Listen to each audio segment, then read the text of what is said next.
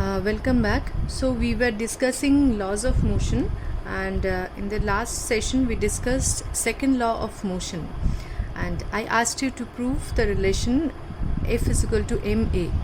I got answers from many of the students and they are correct also.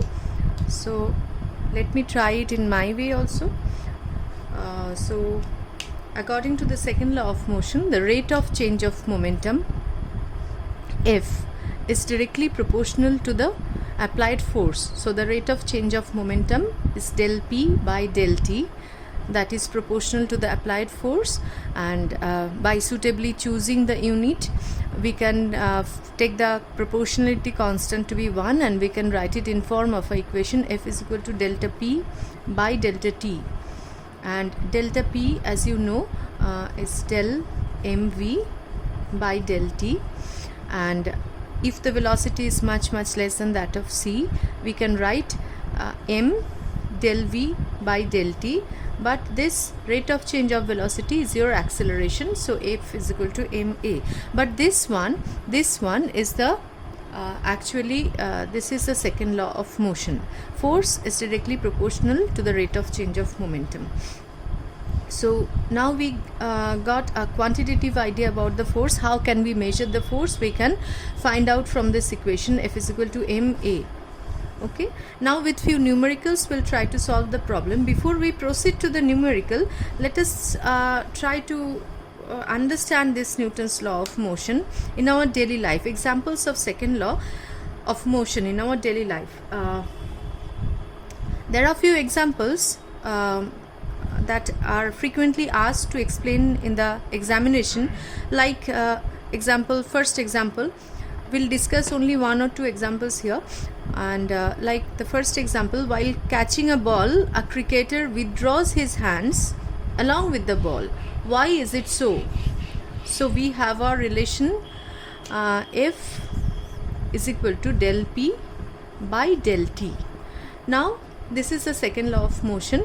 Now while catching a ball, cricketer lowers his hands along with the ball.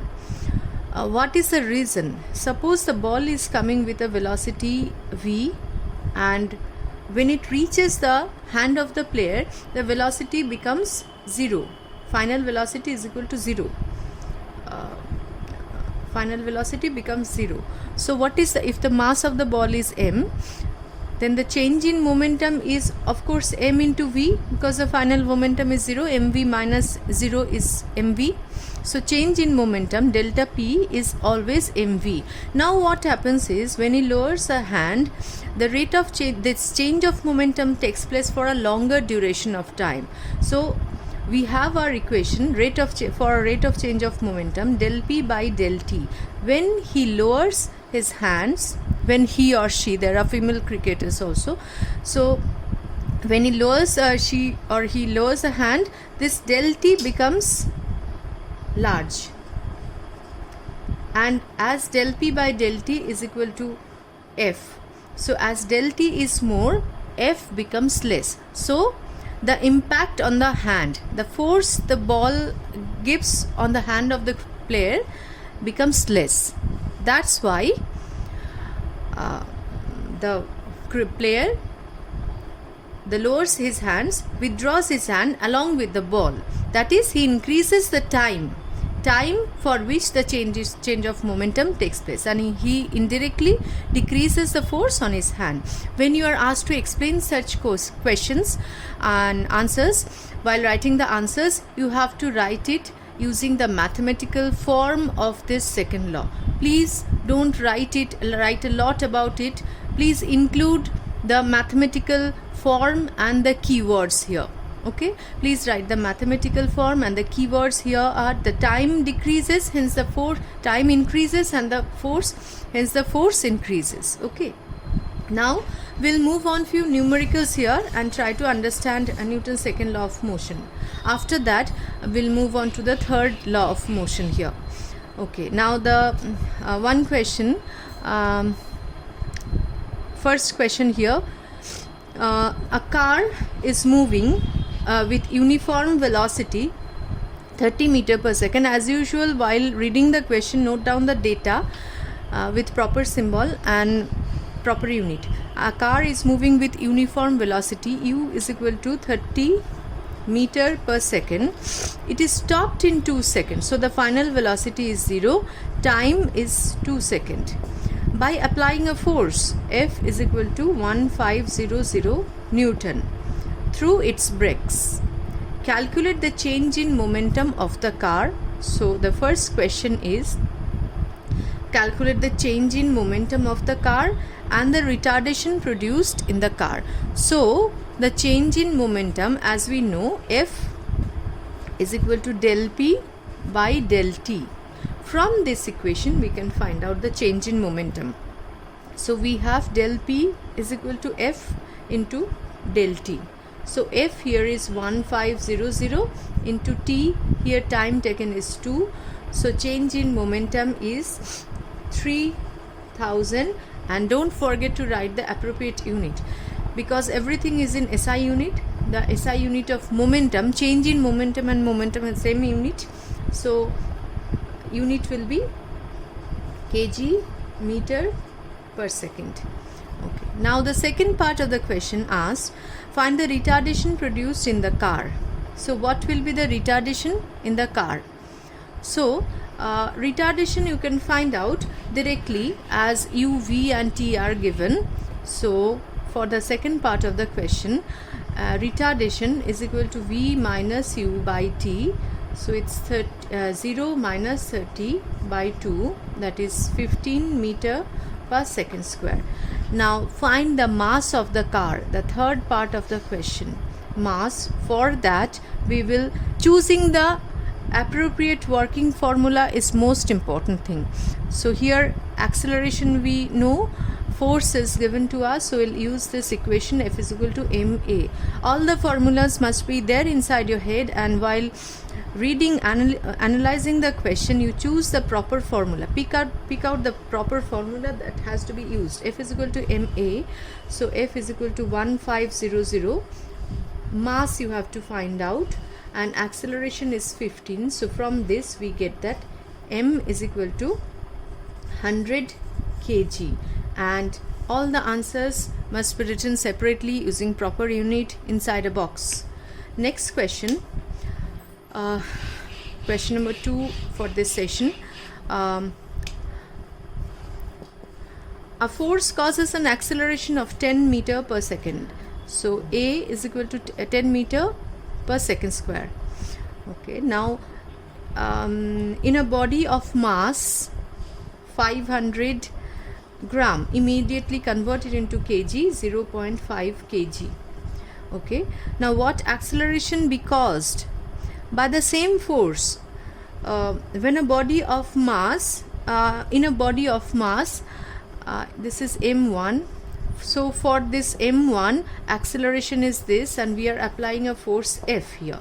When this F force is applied on a mass m2 is equal to 5 kg, what will be the acceleration? Okay, same force, we are applying force F, and we are getting acceleration 10 meter per second square on a body of mass 0.5 kg. When we are applying the same force on a mass 5 kg, what will be the acceleration? So from this one, force we can find out, F is equal to 0.5 into 10, that is 5 Newton. So in this case, in the second case, for the second body, force is equal to 5 Newton. So our in the second case, the equation is F is equal to m into A. So A is equal to F by m. So F is equal to 5 Newton, mass is equal to 5 kg. So we get acceleration is equal to 1 meter per second square. Okay, now question number 3, third question here for today. A car of mass 480 kg, mass is given 480 kg, is moving at a speed of u is equal to 54 km per hour. Immediately convert it into meter per second. 54 into 5 by 18, 15 meter per second. Okay, now it stopped. So velocity is 0, final velocity is 0, and time is 10 seconds. Calculate the force applied by the brakes. So we need to find out, for finding out the force, equation is F is equal to ma. M is given here. From this 3 given data, we have to find out the acceleration or retardation. A is equal to 15 by 10 meter per second square. I'm not writing the intermediate steps here. It's v minus u, so it will be minus v minus u by t. So this is the acceleration here. Now what is the force? F is equal to m into a equal to 480 into 15 by 10. It's equal to 720 Newton. So this exercise 3C, now from your concise exercise 3C, try to do all the numericals from 3C, and this will be your assignment for today. And if you face any problem in the numericals, please let me know, and let me move on. This will be your assignment now, writing here separately. Assignment exercise 3C. Now let me move on to the third law of motion, Newton's third law of motion. Third law of motion, the statement, let me say first, according to the third law of motion, this is the shortest, smallest, sweetest one as far as the statement is concerned. You don't have to memorize too much. The Newton's third law says, to every action there is always an equal and opposite reaction. But it has something to understand in general. It says that when you apply certain force, suppose I am applying force on this board, the board is applying equal and opposite reaction force on me. There are 3 things to remember in this law. First of all, action reaction force are equal and opposite. Action and reaction force are equal and opposite. What do you mean by this? Suppose I am applying F force. This is the board here. I am applying F force on the board. Now board applies equal a force of equal magnitude F, but in the opposite direction on my hand. So I am applying F force on the board in this direction. The board applies equal force F but opposite in direction on my hand. This is the first part. Second part to be remembered is action reaction force takes place at the same time, that is, they are simultaneous. That means whenever I am applying force on the board, instantaneously board is applying force on me. Okay. The third point here to be remembered, that the action reaction force acts on different bodies. They act on different bodies. Action reaction force act on different bodies. Okay. The action reaction force never act on same body. They always act simultaneously but on 2 different bodies. Okay. First of all, they act in pair, they act simultaneously, they act on different bodies. Okay. Now what are the different examples of action reaction forces? Suppose you leave something on the table. A book is lying on a table. Okay, this action reaction force you need to understand. If you're Newton's laws of motion while solving the problems of Newton's laws of motion in higher classes also, you need to understand this reaction force also. This action reaction force, let us try to understand. Suppose a book is lying on the table. Here there are 2 forces acting. One of them is the weight of the book acting through the center of mass of the book. Weight, if the mass is m, then weight is mg, and the normal reaction force acts on the book from the surface of contact of this book and the table along this direction, perpendicular to this surface and to this direction. So weight is acting perpendicular to this in this direction along the art's center, and the normal reaction force acting from the along the surface of contact of the two bodies in the direction perpendicular to this surface. So this is the reaction force acting, direction of the reaction force, and this is the weight. Now there is second example, firing of a bullet from a gun. So when a man fires a bullet from a gun, suppose I'm not very good at drawing, but still let me try to draw it. So suppose this is a bullet, and when this is a gun, and when a bullet is fired from it in this direction, a force is exerted on the bullet by the gun in this direction, and the bullet this gun experiences a recoil force in this direction. So there is an equal and opposite force acting when a bullet is fired from a gun. The gun exerts F force on the bullet, that's why the bullet moves, and the recoil force acts on the gun in the opposite direction.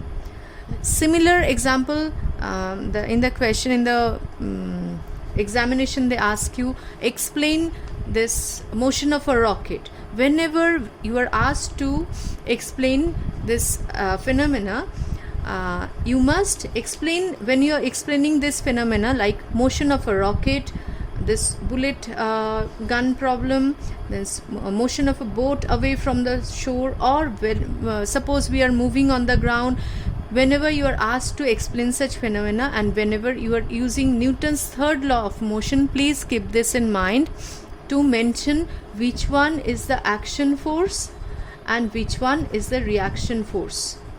Suppose whenever you are moving on the floor, okay, man is moving on the floor, a man applies force in this direction, this is the action force, and the floor applies reaction force in this direction, and this reaction force helps the man to move. So whenever you are explaining such question, please mention the action and reaction force separately in your answer. In each and every question, whenever you are asked to explain something, the keywords must be present.